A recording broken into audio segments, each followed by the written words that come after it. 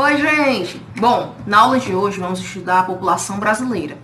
E para compreender melhor esse conceito, a gente tem que entender que existe uma distribuição dessa população, tá certo?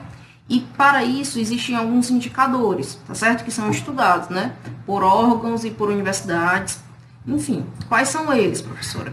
É a quantidade, é a densidade, distribuição e a esperança, certo? E quando eu falo de esperança, eu estou falando da expectativa de vida dessa população, tá bom?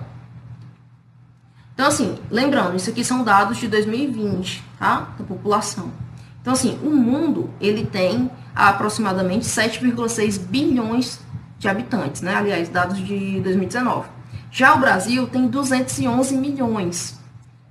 O Brasil ele já é o quinto país mais populoso do mundo, ou seja, é o quinto país com a maior quantidade demográfica de pessoas em todo o planeta. Isso é muita coisa para um país só, tá certo?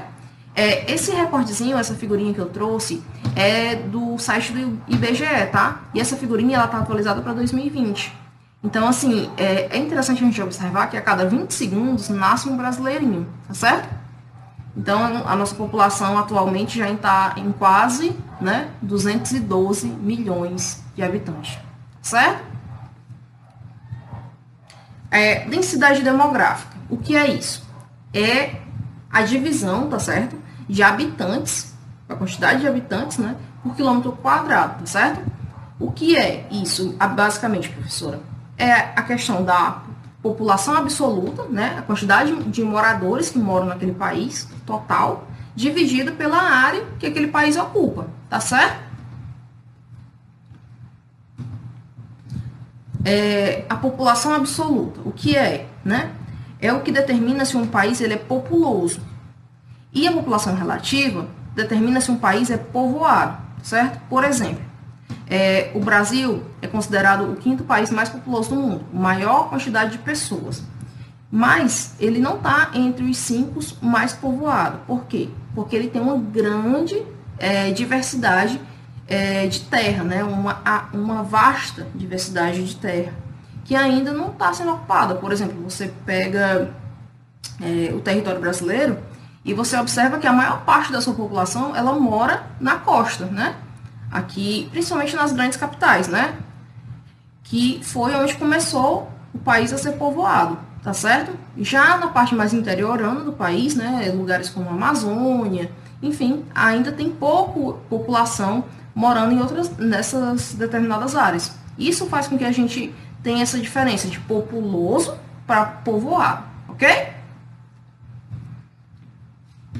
Eu trouxe aqui, gente, essa figurinha bem interessante, que é sobre os países mais populosos do mundo, tá certo? Ganhando, né, em disparada, a gente tem a China, né, com 18,5% da população mundial. A China é o país mais populoso do mundo.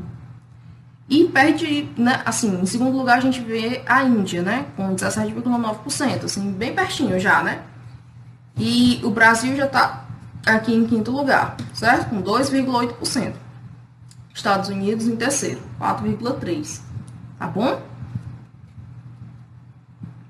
Países com maiores densidades demográficas do mundo. Bom, o que quer dizer isso, professor? Quanto mais escura, né, for representado aqui no mapa, maior é a densidade demográfica, tá certo? Por exemplo, aqui, ó, esses pontinhos mais escuros representa 801, né, mais de 801 habitantes por quilômetro quadrado, tá certo? Por exemplo, aqui no Brasil, está na linha amarelinha, né? Quer dizer o quê? Que está entre 26 e 50, né, pessoas por quilômetro quadrado, tá certo? Essa aqui é um mapa da distribuição da população brasileira, certo? E o que a gente entende sobre isso, né? Como eu havia explicado anteriormente. Na costa, né? Aqui, onde a gente encontra a maior parte da população brasileira localizada. Por quê, professora? Porque tanto aqui foi onde o país começou a ser povoado, como até hoje se encontram as maiores capitais do país. Então, é uma justificativa para que a gente tenha a maior densidade demográfica nessas áreas. Porque tendo, né, essas grandes capitais, a gente tem também indústrias, facilidade de transporte, saúde, educação, e tudo isso são atrativos para que essa população venha do interior, né? E ao mesmo tempo fique, porque se você consegue um emprego, se você consegue uma oportunidade de estudar, de melhorar de vida, você provavelmente vai construir a sua vida lá e não vai querer voltar, né, para suas origens no interior. Ou se volta é só para passear, não volta para querer morar lá novamente. Em primeiro lugar, né, que a gente pode observar, maiores densidades demográficas se encontram na costa, centros urbanos também, os maiores se encontram aqui, né, nessa área litorânea, novas áreas agrícolas e de garimpo, né, essas novas áreas estão sendo exploradas mais pelo interior do país, né, êxodo rural. O que é isso, professor? Êxodo rural é aquele movimento, né, do campo para a cidade, aquele movimento de que as pessoas migravam, né, antes do campo, por não ter tantas condições de vida, né, e iam para a cidade, que é um grande atrativo, com essa expectativa, né, de melhorar de vida e evoluir socialmente, né. Imigrantes, né. Quando eu falo de imigrantes, gente, eu estou falando não só dessa questão, né, das pessoas que vêm de fora para passear, mas eu também falo das pessoas que vêm para morar, né, ou porque elas decidiram vir para cá para investir em algum negócio e decidiram ficar, ou porque decidiram manter uma vida com alguém. Enfim, esses imigrantes, muitas vezes, eles vêm por motivos diversos, mas eles são bem acolhidos aqui no nosso país, e lembrando que imigração, gente, é um direito, certo? Então, assim, por mais que muita gente não concorde com isso, é interessante a gente observar que existem dois lados, tá certo? O imigrante, muitas vezes, ele vem também para ajudar o país. Tem muitos imigrantes que são professores, que são pessoas empresários, né, que vêm para investir economicamente no nosso país, entende? Então, assim, é bom a gente sempre olhar os dois lados. Não olhar sempre o imigrante como alguém que vem aqui só para pegar os empregos dos brasileiros e, enfim. Não, gente, não é bem por aí, tá bom? Sobre curiosidades, né? Eu trouxe aqui esse slide sobre curiosidades. É interessante a gente observar que existe uma tendência pela interiorização da população brasileira. O que quer dizer isso, professor?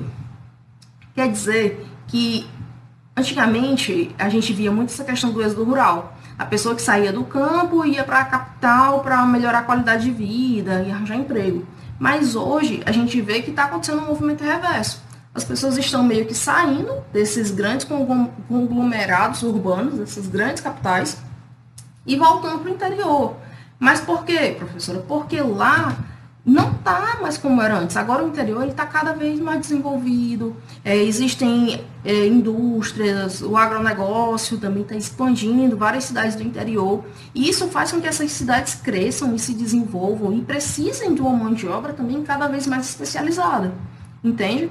Então, assim, essa questão da interiorização é uma forma também de melhorar a qualidade de vida nessas áreas do interior, tá certo? E isso causa também, né, também uma dessas consequências são problemas urbanos, né, considerados graves pelos próprios moradores, que acabam aumentando nessa região, né, do interior que antes não havia. Desconcentração das indústrias, comércios e serviços. O que quer dizer isso, professor? Por exemplo, um exemplo claro disso é que durante a década, né, de 50 a 70, quando começou o processo de industrialização no Brasil, a gente via que essas indústrias se concentravam muito no Sudeste. E com o tempo, para competir principalmente com o mercado internacional, essas indústrias começaram a ir para o interior do país, né, para áreas como Nordeste, Norte. Por quê, professora? Porque era lá onde tinha mão de obra mais barata.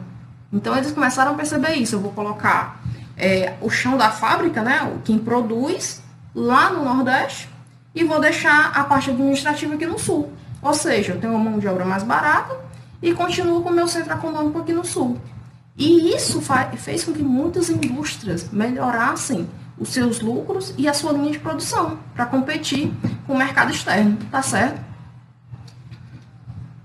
Bom, gente, eu queria só agradecer pela atenção, tá? E é isso. Tchau!